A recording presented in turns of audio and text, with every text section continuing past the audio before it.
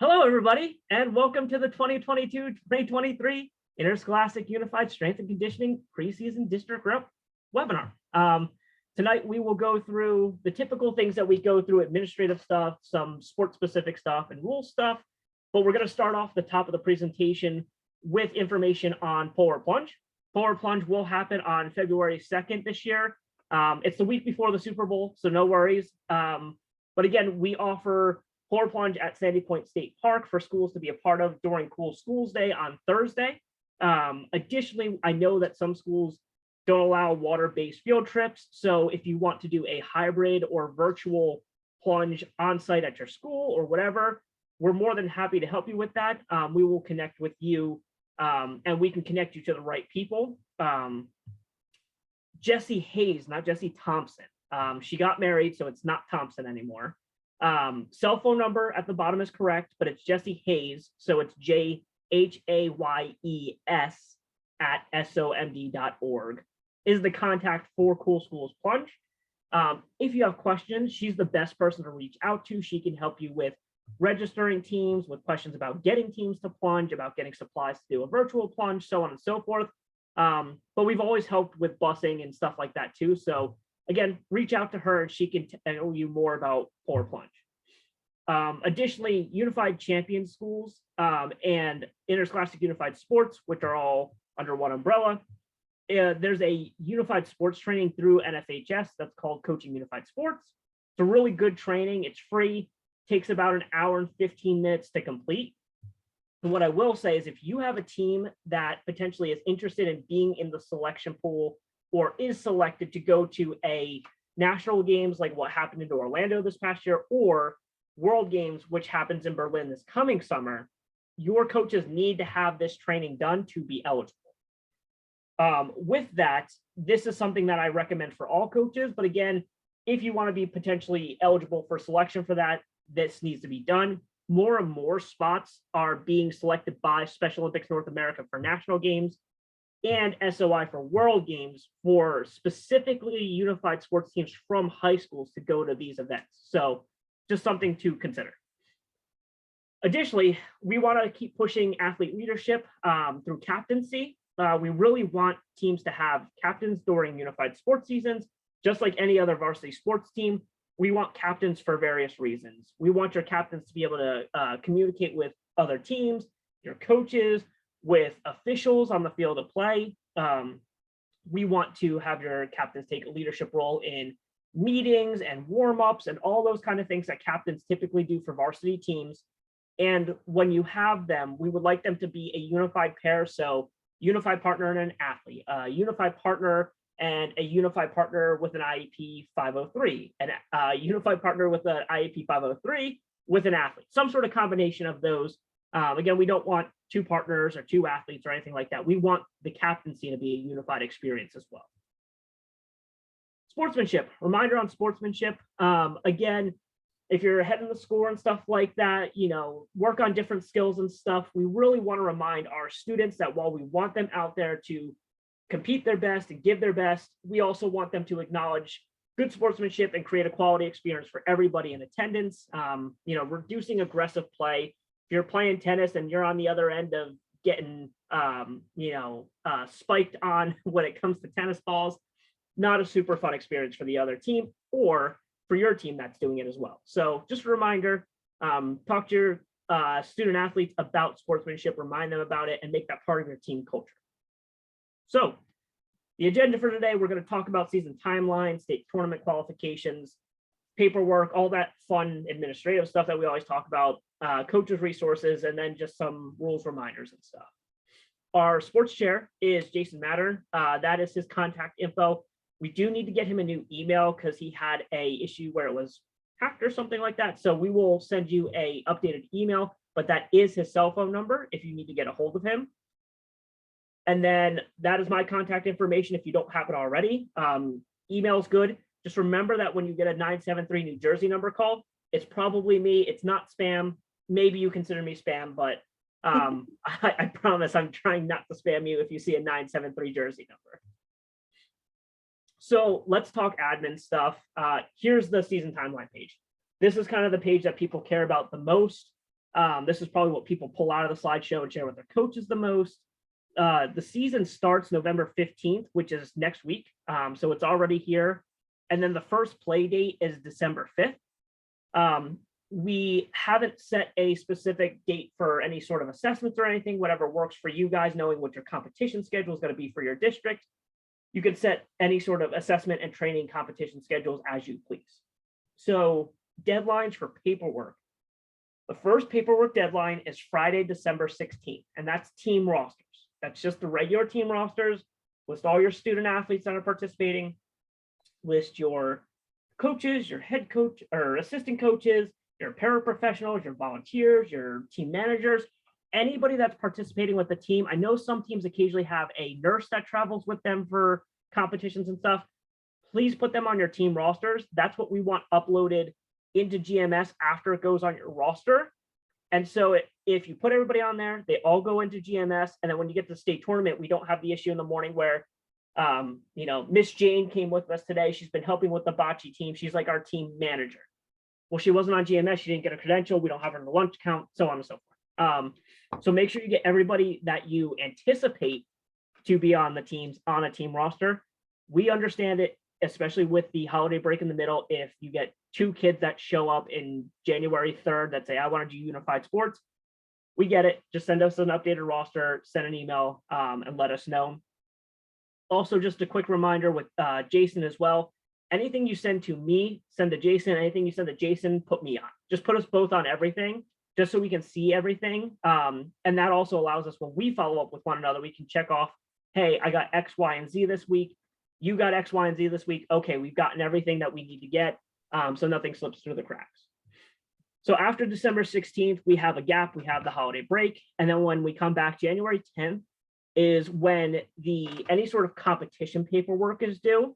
And any sort of certifications for coaches, which is our Class A clearance. It's the volunteer application and background check, the protective behaviors, and CDW form.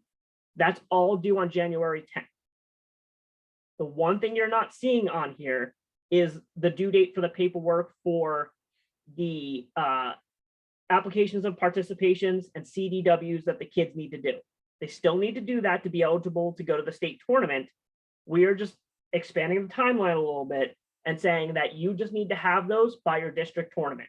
Again, we did district tournaments last year for strength and conditioning. They went really well. They were a really good competition experience for the kids. So we're going to give you that wiggle room to have a bigger, wider target to get paperwork in, especially with the winter holiday. You send stuff home with parents in the next 2 weeks. You hope to get it before Christmas holidays, New Year holidays, and all the end of the year stuff. You don't, you send it home again beginning of January. Hopefully you try to get in the beginning of January. You send it home one last time, end of January before your district tournament. Mom and dad get this in or they're not going. You have a couple more chances. We just realized that the early season deadline was a little tough to wrangle everyone down. So we want to give you guys more flexibility, knowing there's more things going on in the schools on a given day at this point too. So Tuesday, February 16th, I lied, Tuesday, February 15th. That is a typo. Tuesday, February, I double lied. I'm sorry. I'm looking at I was thinking about bocce. Tuesday, February 16th, the day after bocce states, we will have our strength and conditioning pre-state tournament webinar like we're doing with you guys. But that's what we invite coaches to. So knowing that every team that comes out for strength and conditioning is eligible to go to states, as long as we have the capacity, which currently we do have. Every coach should get this. So it's good to send these to your coaches ASAP, because we need them to be on this coaches meeting so they know what's going to happen at the state tournament. So the last date on here, which I was getting confused about, February 21st is the state tournament, and we are moving it to the Worcester Parks and Rec Arena in Snow Hill. So it's a little bit further down the line, a little bit closer to District 11, but it's a really nice facility and they're really excited to have us. Going to have plenty of space on the indoor basketball courts to do powerlifting on one side. And then on the other side, we will have the flexed arm hang, jump roping, stationary bikes. And then they have a full quarter-mile indoor track, which we'll do all of our running on. So it's going to be a really nice facility. If there is some terrible winter weather in that window there, we will bump from February 21st to Thursday the 23rd. So we'll just go a Tuesday to Thursday bump if there's crazy weather. Questions on the season timeline? You mentioned the district tournament. So are you saying you want us to still do that? I would love you guys to still do that. Strength and conditioning needs 2 competition opportunities anyway for a team / district to be eligible. So one of them might as well just be a good get together of a district tournament. And we're more than happy to come out and support you guys for a district tournament like we did last year as well. Okay, so are those scores going to qualify them for states, or is it just okay? Yeah, we're gonna use those qualifying scores from a district tournament to states. Got it. Just like any other sport that we do. It worked out really well last year, even with the virtual state. So I'm really excited to see how it works out this year, going from a in-person district tournament to an in-person state as well. Okay, so then the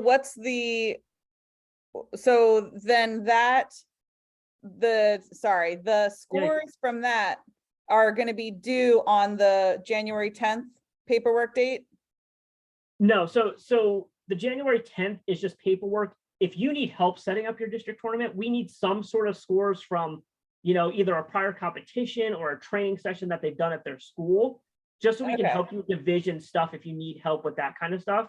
January 10th, those scores, while we would love them to be like super accurate, super on point, we need something to really get them in a division so we have the right people competing at a district tournament, so it's actual competition and not just a all-comers meet, if that makes sense. Okay, so is there going to be a date that all of that has to be done? When you mean all of that, are you talking about the like scores? The district tournament and having those scores to you all? Okay. Yes. So if you can have the I don't want to say guesstimate scores and stuff, but the stuff that we'll use to schedule your district tournament and division your district tournament by the 10th, then what we'll do is once you have your district tournament, we'll just need you to kick back those scores to us in 3 to 5 days after. Okay. So I'm pretty positive. Here's the note about the applications of participations and CDW forms for your athletes and unified partners are due by your district tournament. It's coming up on a slide soon. I think the last day for district tournaments, we put it as February 2nd or 3rd, whatever that Friday is, when February starts up. But again, if you look at this slide, it talks about, we want you guys training for a minimum of 8 weeks, practice at least twice a week, especially with strength and conditioning, especially for anyone doing the powerlifting stuff. It is an excellent sport. It's a tough sport, but it's also probably one of the more dangerous sports we do. So we want our athletes prior to competition having enough training and supervised training to have a good experience at the state tournament. And again, know what their limits are of being able to push the envelope to get the best score possible, but also to do it safely. Okay. And then again, the next part says qualifying for the state tournament, at least 2 regular season competitions, and one of them is your district tournament. So, okay, perfect. Must be hosted prior to February 3rd for district tournaments. Again, that's just because of turnaround time, because we have our state tournament for bocce the 15th of February. So we're also calculating district scores and setting that up. And with back-to-back state tournaments, the sooner we can get stuff in, the better we can support and set up a good state tournament experience for you guys. Again, with the district tournaments, again, you need to offer all the events that we would offer at a state tournament so they can participate in everything they need to. We will bring awards like we did last time. Everybody will get district tournament awards. And then additionally, we will provide assistance for you guys at district tournaments. We just need a date sooner rather than later so we can put it on our calendars, figure out who's going where, and support you guys the best we can. Again, typically we also bring out signage and pop-up banners and all sorts of stuff to support you guys. This is the link for the coach resource page for strength and conditioning. I have to double check if that link is still okay. We had a website issue that it crashed during the summer. We rebooted the website, and it should be the same link, but I'm going to double check that before I send you guys the slides. Anything that you need resource-wise, any of the forms for team rosters, competition rosters, athlete applications of participation, links to Volunteer Hub, anything you need to download, logos to put on uniforms, whatever it may be, you can find it on that coach resource page. There's a coach resource page that is a public one that has that when you click on that, it'll take you to the public page, has state tournament information, has very main top of the level stuff that anybody can access, but there will be a specific password protected district rep page because it has some sensitive information like a contact list. We don't want your contact information floating around openly on the internet. But in the follow-up email that you'll get from tonight's webinar tomorrow, you'll get the links, you'll get the password, you'll get all that stuff. So tomorrow's email is definitely good to keep for sure. Questions up to this point with season timeline, paperwork, or anything like that? I guess my question is just my setup with the Edge last year. Is Yep. that kind of, that Yep. works okay? I definitely need to iron some stuff out, but I think now that I know how that went, I know what kind of to, you know, specifically maybe limiting Ken Island's team to less people, just to have less people there in general. It was a little chaotic with them. Yeah, I mean, even if we need to do it in 2 waves or something, like we're open to supporting you, and however you need to do your district tournament, we're there to support you and make it happen. However needs to work for you guys to make it work. Right. So, and then, so what we're doing for the district tournament is, I mean, so we can just have everybody compete just with everybody, but then what we're looking at for awards is just their scores. So it really doesn't matter who they are jump roping against or, you know, doing the PT series next to or anything. It's just literally on their numbers. Yeah.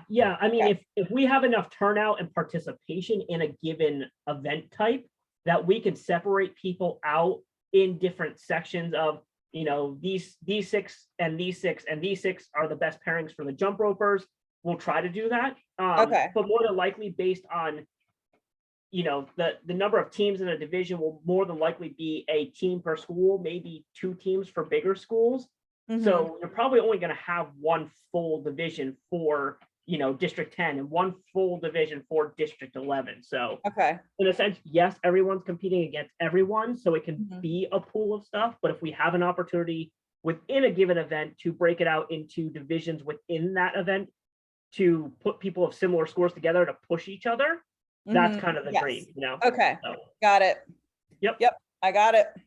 All right, forms and registration. For the most part, we're going to blow through here. This is all paperwork you guys have seen before. Nothing has changed on paperwork except for the flexibility we've given you on turning it in. Again, every student athlete needs the application of participation form. This is an annual thing. Even if they did it last year, they need one of these. This is the communicable disease waiver form. This is our COVID form. I am working in hopefully by the beginning of December, worst case scenario with the holiday break and stuff coming up, to have a mega Excel spreadsheet that I will send to you of everybody that's done this already, that's potentially registered for your people already, because the CDW is a one and done. If you do it, it's lifetime good. So if you have anybody that's returning, coaches, student athletes, paraprofessionals that have done it last year, they're set to go. We are working on pulling a Excel spreadsheet to let you know who that is. My time frame is I'm hoping by beginning of December that we will have that to you so you can double check, okay, these people have it, they don't need to resubmit it. Again, this is the team roster. The only change to the team roster that we've done is if you look at the 3rd column over in the 2nd section here, we've put in a spot for you to just highlight or circle or whatever you want to do to acknowledge what the role of the participant is. It makes it a little bit easier for people to identify those that are unified partners with IEPs /503s. So that's the only change. Otherwise, the team roster form is exactly the same as it's always been. Additionally, like I mentioned earlier, this top section, we want everybody that's participating with your team as a head coach, assistant coach, a volunteer, paraprofessional, team manager, volunteer, nurse that comes along for the ride, AD that potentially may come for the day and help out with your students just to get some student engagement. We want anybody that's engaging with students, participating as part of the team, to be on top of this and just helping out as much as they can, but we want them on the roster. So again, when you do your roster, make sure you get everyone on there. Class A clearance. Actually, I got to update this date at the bottom. Again, Class A clearance stuff is due by January 10th, not December 16th. That's all the stuff for your coaches. So we want you guys to make sure we get that in. Again, we offer you the opportunity to either do everything individually, print off the finished forms and send them to myself and Dottie Rush at coaches@somd.org, or you can do it the easy way, create a volunteer hub account, go in there, and it'll take you step by step. If you want to do the protective behaviors and the background check, the links are on the website, and they are available. I will also send them to you as part of the email tomorrow to share with coaches. I know it's easier for some individuals to go and just click on one link, do it, print it off, send it in. But again, I 1000% recommend that you go and you do everything through Volunteer Hub, because once you sign up and you choose your role as a coach for a high school, it'll step by step you the things you need to do, and you don't have to worry about finding anything, clicking links, printing anything, sending anything. It just automatically updates in there. This goes on about more of the Class A clearance. This walks you through the Volunteer Hub, how you go on, and this is the protective behaviors training, and it walks you through how that happens, and once you get your final score. Again, this is all stuff that you guys have seen before. Here's the Volunteer Hub stuff, tells you how to step by step. Feel free to chop this section out of the PowerPoint or put it in your coaches training PowerPoint and share this whole section with your coaches for sure. It should help them get through. Again, successful completion of all of your certifications, either through Volunteer Hub or sending them into us, is the volunteer application / background check, the protective behaviors training, and a CDW form as our COVID waiver. Questions on the Class A paperwork stuff? That's the same as it's always been, I will say. All right, Comar stuff. Wait, Zach, I'm back in the game. So Jen Hill's joining us, ladies and gentlemen. Welcome, Jen Hill. Listen, you know, when I'm driving and I'm trying to hit accept and I decided to delete it, you know, that's all par for the course. Oh, okay. No worries, Jen. No worries. So we can as far as what are you gonna say? I was gonna say we can reconnect on additional stuff, but I will tell you, outside of the timeline for when stuff is due, it's all par for the course. We haven't really changed anything. Plus, you just went through the tennis season, and you know the paperwork situation now that you've gone through the tennis season with the extended deadlines and stuff. Okay. And So, for the for all of our Class A and Volunteer Hub and going through that, do you want us monitoring when they're coming up on their 3-year, their 2-year renewals, or will Dottie kind of keep us posted like she always has? So if you have that ability, you're also in a little bit of a more unique situation, Jen, with being a community participant as well along with the school. So you have some additional access for things. If you can monitor that, or you have a checklist or something, that's great. I am working on pulling together a Excel spreadsheet out of GMS with all these certifications and who has what, who's expiring, who doesn't have stuff. And my hope is to get that to you guys early December so that you can use that for this season as well. Okay. And So, Katie, do you have people that you need to come to some of our events? We're gonna hold them all at JMB this year. As far as I know right now, all of my schools except for Colonel Richardson are participating. So we usually have a pretty good showing for strength and conditioning. So I'm not thinking that we would need to invade your space. Okay. all right. So even though Jen decided just to show up, we're gonna keep rolling along here.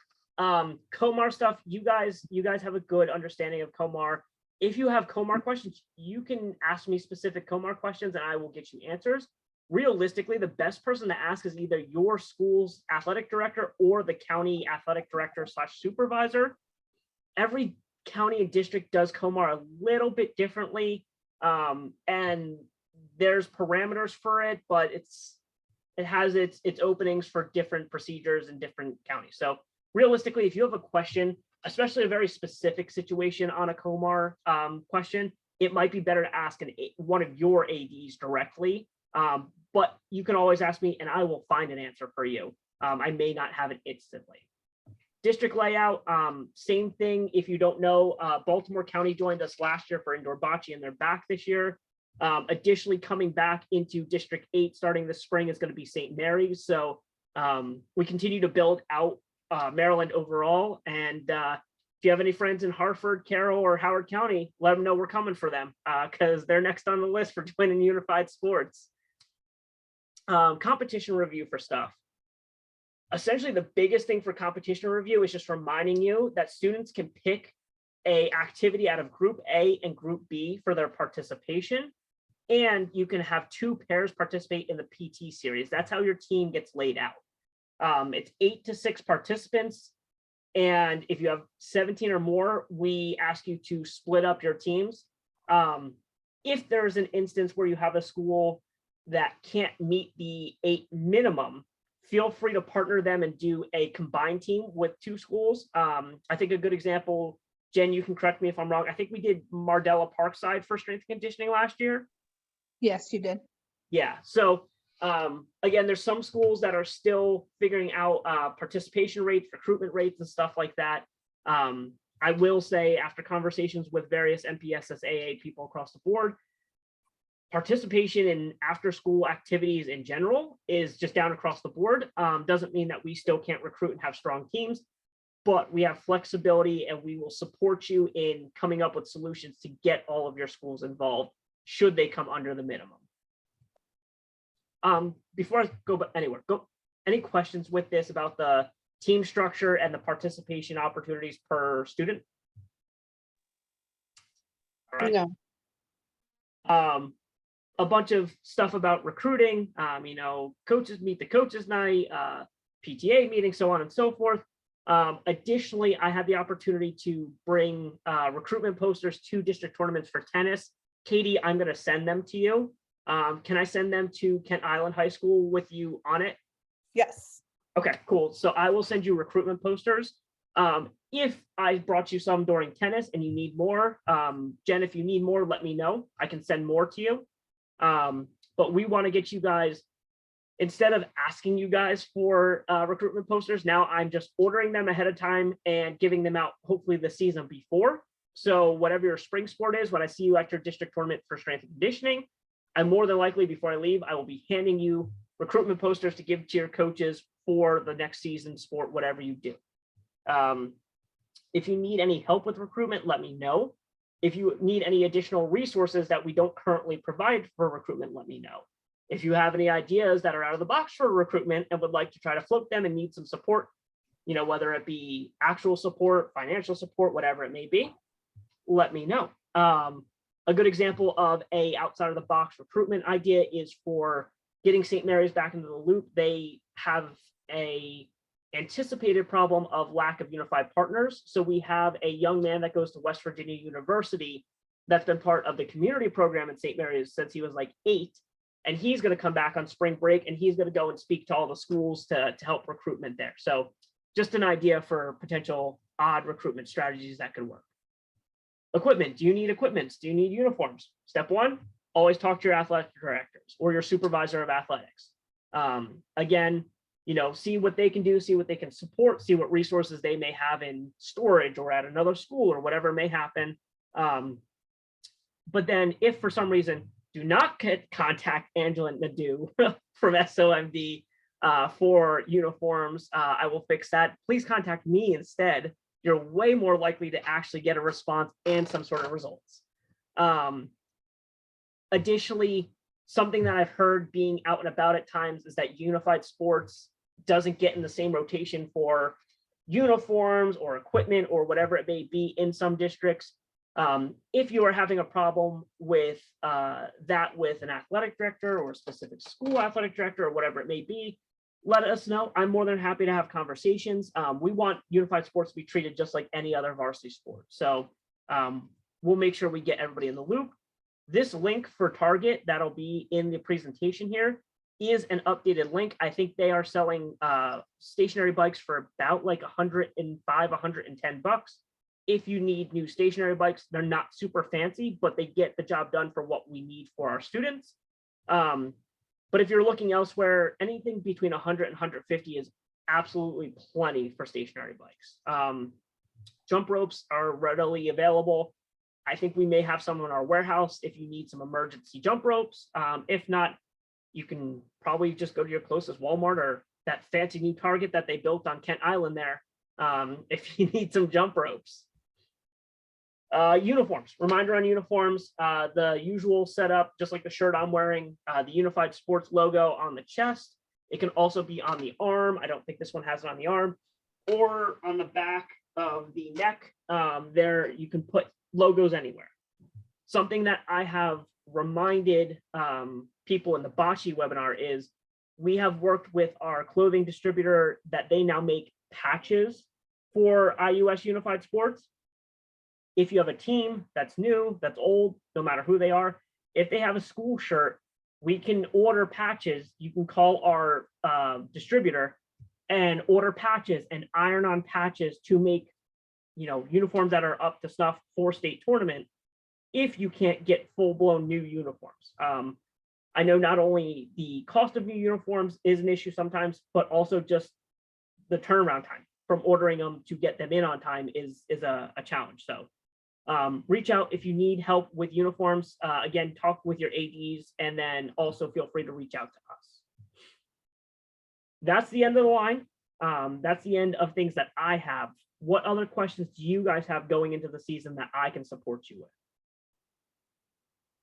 I think we're set for the most part. We have our initial meetings next week, and then they're going to go from there. They just wanted a little bit of information on the state tournament they were asking.